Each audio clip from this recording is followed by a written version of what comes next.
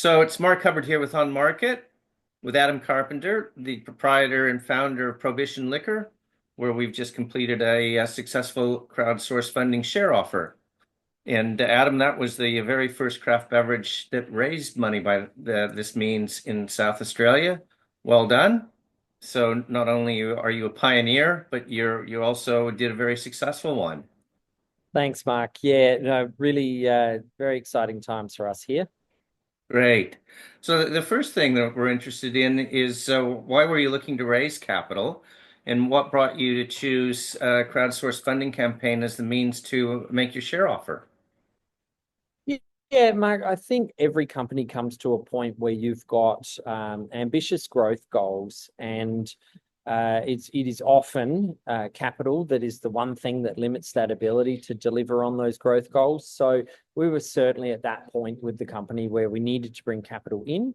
And of course, as all businesses generally do, you go out and speak to the general capital market about what's available.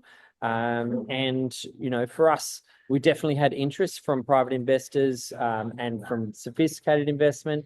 But in this case, I think you look at what it is that you have as a strength within your business, and what is the right way to go for your particular circumstances. And for us, when we really looked at what it is about Prohibition, it was this large number of very dedicated and very loyal customers that we have, which has been a huge strength of ours for a long time. And you really sort of noticed that kick up during COVID, for example, where we really did so much direct, very, very direct connection with our customer base. So that's where we sort of looked at it and said, look, yes, we can bring in capital from private sources, but engaging our customers is a way to bring them into the family of Prohibition in a way, even more than they ever have been, but also to share the successes and share the business journey with them, because they helped us get to where we are. So that was sort of that was what drove the decision. And in hindsight, we could not be more glad that that's the direction we took, because the feel that we've had and the engagement that we've had since, and we're really only just starting, has really been incredible and very, very positive. Yeah, that's very good to hear. Yeah, that is a power of this style of fundraising. You have a crowd that's already involved in your business, and this is a way to extend that involvement and monetize your customer base to reach your capital goals. Oh, very much so, and also just to really make them feel involved. I mean, they've felt part of our journey because I guess from the outside, they've purchased the product, they've seen us at events, and they've come into the venue. But it's a different level of involvement when you've actually invested in a company. They're insiders now. They're part of the family.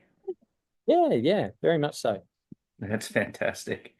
As part of your raise, you also ran a very, very good first-class digital marketing campaign and a public relations campaign alongside it. What benefits do you think that brought to the success of your campaign as well as to your brand?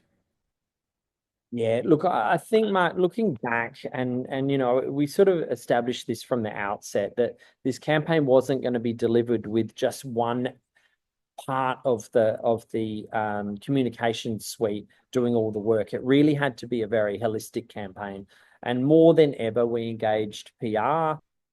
We worked with an external digital marketing agency that are specialists in this realm. And our own in-house design team really turning everything up to 11 in terms of designing assets and bringing everything together. But I would say there's no single one thing that actually delivered the bulk of the results. It was that synergy between all of those parts where incredible PR meant that we had national news stories, even on TV news across the country. But that really then connected into the digital campaign that was linking people through their socials, and then connected right through to the I guess the design of all those assets, but also the offer document, which was that's the final piece that helps convert people, I guess, to the idea of investing, is to really tell the story in a convincing way, even through to our video assets. So I mean, from our perspective, it's a very holistic campaign that does this well, and I really can't point to any particular piece that was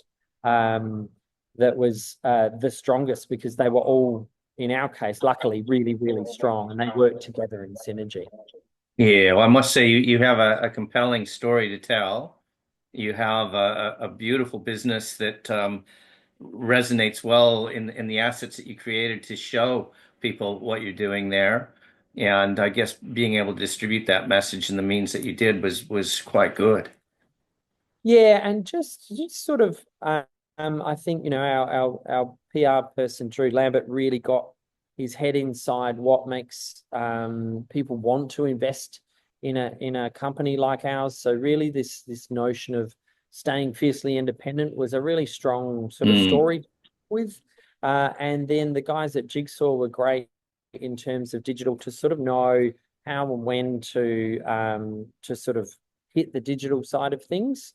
Your team, OnMarket, were incredibly supportive in helping us through this journey, because it's very foreign to to a business that doing what you do. This is another whole world that you really have to immerse in. So we really had a lot of support from the OnMarket team. I think, that, like I said, it's that sort of holistic campaign where everything needs to pull its way, that really worked for us. But yes, we've got a good story to tell, but I think we really found the ways to tell that story best as well.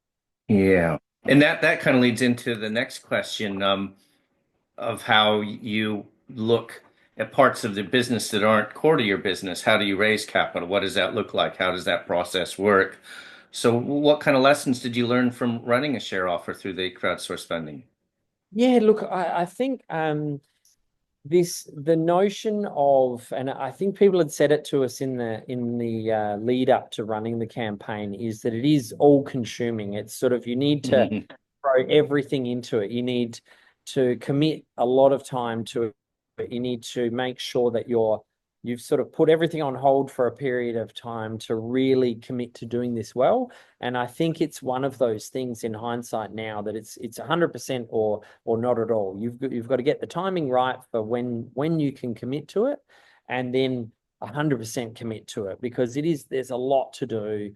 And I think, just spending the time to run the campaign well, to make the phone calls to investors, to answer the questions, to really make sure that you're accessible is really important, but also to work with really good people. So, make sure that you are working with people that are specialists in this, because it is so foreign.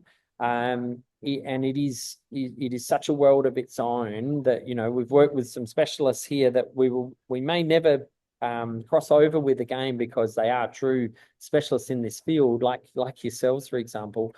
But for that period of time, we are on speed dial every day, where we're really sort of part of each lives. So it is, it's quite a journey. But I think for me, the advice is really commit to the journey. Know that it's time that you will be some of the most beneficial time you spend in and on your business, to get this process right, to prepare everything properly, and to really engage when you're doing the process. Yeah, and you did, and I applaud you for that, you and your team. You threw yourselves into it, and the success of the campaign is evident from that. And as I've said before, you're a model customer. And we're so pleased that we could bring you the success that you achieved in the share offer as well. No, thank you. And a lot of this is stepping outside your comfort zone as well, like getting on the phone and calling people to talk about financial things. That's not something that most people are comfortable about. Certainly not something that I normally love doing. But I think in the way we're having these conversations, it's just being passionate about our business and our journey, and that's actually what people want to hear. So there was certainly no hard sell. It was really just a good chat about people's situation, what they were after, and if this aligned with them, then that was great. So I think, in our perspective, we feel really comfortable that the people that have come along because they really want to be involved, and to be really genuine about the offer and the realities of the investment. I think you'd rather be really honest about it and really genuine about it, so that the people that do come on board are fully aware of the risks, but also fully aware of the interesting upsides of an investment like this. Yeah. And thank you for acknowledging our support and everything. But you may not have known that was available to you beforehand. So what was your decision-making process in appointing OnMarket for your financial intermediary in this? A really, really good point. I mean, there's obviously multiple players in this industry. Of course, we researched many of them, and we really came down to just a couple of options. And I think for me, the big clincher was we just felt the fit was right. Sometimes in business, you just got to go with your gut. And I really felt that you yourself, Mark, have spent time running a business in this craft alcohol industry. It is a very, very interesting place to be. And I think, for me, I felt very comfortable that a similar type of business owner understood our business, our particular business, and our industry better than most. And also, OnMarket have shown some amazing results in the past with Australian craft spirit brand. So I felt confident that the runs were on the board, but also you just sort of innately understood the industry too. So I think, many of these things you have to go with your gut. You do the research, but then you actually you explore the personality fit as well, and that's where I really felt very comfortable with the OnMarket team, and have been really glad right from the moment we hit go to the end of the campaign, and even after, that we went the way that we did with the OnMarket team. Everyone's been working 110%, and yourself and Carla in particular have been really accessible. And it's, for us, that was when you are so immersed in such a big thing, we're having these sort of late night phone calls about things that are really important. I don't expect someone to be that accessible, but when we needed you to be, you were. So it's incredible. Yeah, thanks for that. And final question for you. What impacts did the campaign have on your brand? So beyond the capital that you actually raised and what that means for fulfilling your ambition, how do you think that the campaign amplified your brand? Mark, I think this is the thing that's actually blown me away the most, to be honest. I had said to the team before we started, look, think of this as it's not just about bringing in investment. It's about bringing in investors as people, but it's about building the brand. And, we'll probably never do a campaign in such a short period of time, so intense as this one. We have to expect that there's going to be some sort of uplift of the visibility of the brand and perception of the brand. But honestly, it's really blown me away. So we have had so much involvement from potential investors during the campaign, so much acknowledgement that people have seen the activity and that they're noticing the brand more than they have before all around Australia. We had so many investors come from outside of South Australia. Yes, this was the first raise in South Australian history for an alcohol company, so that was newsworthy and that did get out and about.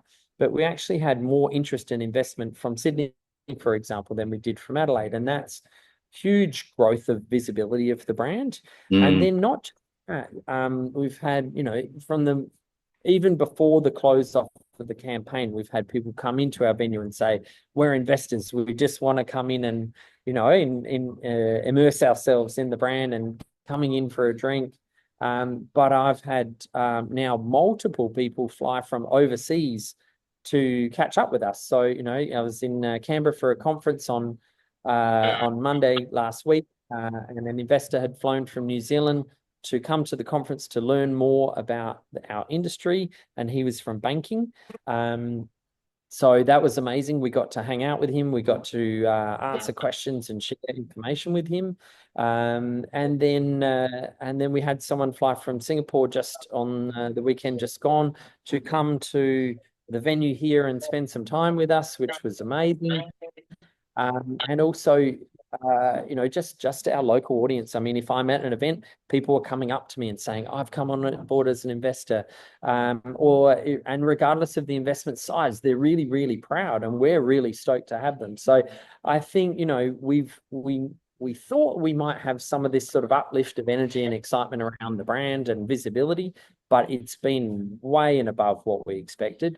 And we haven't even started working with these investors sort of as a family of investors to do exciting things with yet. So, I mean, really, we've only just begun that journey. So it really is, I think, the intangible part of this process that you tend to underestimate how positive the impact is on the brand, and the broadening of the reach, but also just the engagement of shareholders, large or small, has been really, really incredible. Yeah, that's great to hear. That's good. Well, I thank you for that. I thank you for your time in this. I thank you for your commitment to the process, and I wish you and your team all the best of luck going forward. I'm really excited to see what you achieve because I know that your vision is very clear and your product is very exciting. So good luck. Thank you, Mark. A huge thank you to the OnMarket team. Everyone has been incredibly supportive, incredibly positive, and just really encouraging of how we're going along the journey, and really helpful at every stage, because it's such a different thing for a business to go through, and there's so many things that come up, whether they be legal or financial, or just the intricacies of this process, that you really want to trust who you're working with. And that's where I think we've been absolutely stoked and just really impressed by how the OnMarket team have handled themselves. So yeah, it's a huge thank you for us. What this has done for our business will have long-lasting impact for many years to come. That's great. Thanks, Adam. Now I'll just turn this recording off to make sure I know how to save it. That's a new one for me. Here we go. Stop recording. It should Yep. Okay. save